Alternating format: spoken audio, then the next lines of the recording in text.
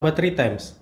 Awal pekan ini kita dikejutkan dengan kabar dari salah satu e-commerce di Indonesia, yaitu JD.ID, yang mengumumkan akan tutup secara permanen pada 31 Maret mendatang. Head of Corporate Communication dan Public Affairs JD.ID, Setia Yuda, mengatakan, penutupan layanan JD.ID merupakan keputusan strategis induk perusahaan JD.com yang berencana mengalihkan fokus bisnisnya ke logistik dan pergudangan.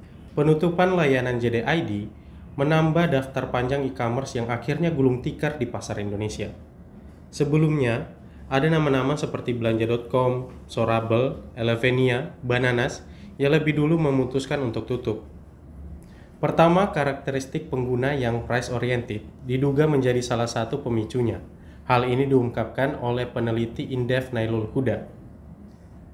Dalam wawancaranya bersama Retimes.id, Nailul Huda mengungkapkan bahwa karakteristik yang demikian membuat persaingan tidak akan jauh-jauh dari perang diskon dan bonus.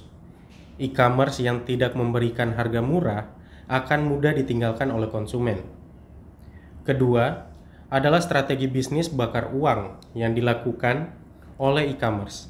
Dalam wawancaranya bersama Retimes.id, pakar e-commerce Lestari Nur Hajati dari London Institute Komunikasi dan Bisnis LSPR mengungkapkan bahwa e-commerce cenderung memiliki gaya bisnis seperti startup yang sangat suka bakar uang. Hal ini menurutnya akan menjadi bumerang bagi e-commerce tersebut ketika tidak ada batasan waktu, karena akan membuat biaya yang dikeluarkan oleh perusahaan sangat tinggi. Tengah-tengah turunnya performa e-commerce, belakangan muncul social commerce, yaitu pemanfaatan sosial media untuk transaksi jual beli di tengah masyarakat kita. Siapa yang tidak mengenal TikTok Shop? Menurut laporan dari Populix, 86% masyarakat Indonesia pernah berbelanja melalui platform media sosial. Dan TikTok Shop jadi social commerce terfavorit dengan 45% pengguna.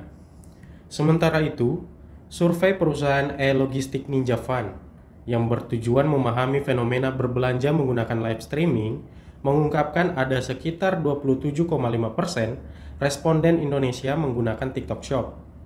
Sementara Shopee hanya di angka 26,5%. Bank Indonesia menduga penurunan pertumbuhan transaksi e-commerce di Indonesia itu karena menjamurnya tren social commerce seperti TikTok. Lantas bagaimana dengan nasib e-commerce ke depan? Benarkah mereka akan ditinggalkan?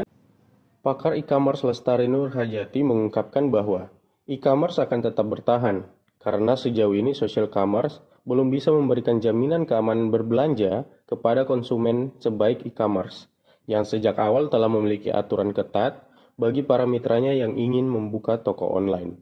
Menurutnya, masyarakat dengan tingkat pendidikan yang tinggi seperti perkotaan, yang selama ini menjadi pasar besar e-commerce, tentu akan melihat keamanan berbelanja tersebut sebagai sesuatu yang penting di samping kualitas barang. Terlepas dari perdebatan siapa yang akan menguasai pasar digital di Indonesia, e-commerce atau social commerce, hal yang paling mendesak adalah memastikan keduanya harus diisi dan didominasi oleh UMKM lokal. Pemerintah Indonesia nampak telah memiliki komitmen itu. Ketika Presiden Jokowi mengumumkan agar percepatan transformasi UMKM digital harus segera dilakukan.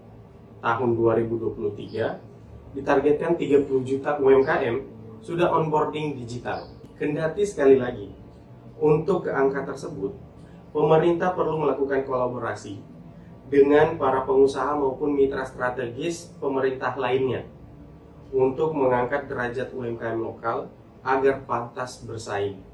Karena sudah saatnya manfaat digitalisasi tidak hanya dirasakan oleh masyarakat kota besar, tetapi juga UMKM lokal di daerah kecil.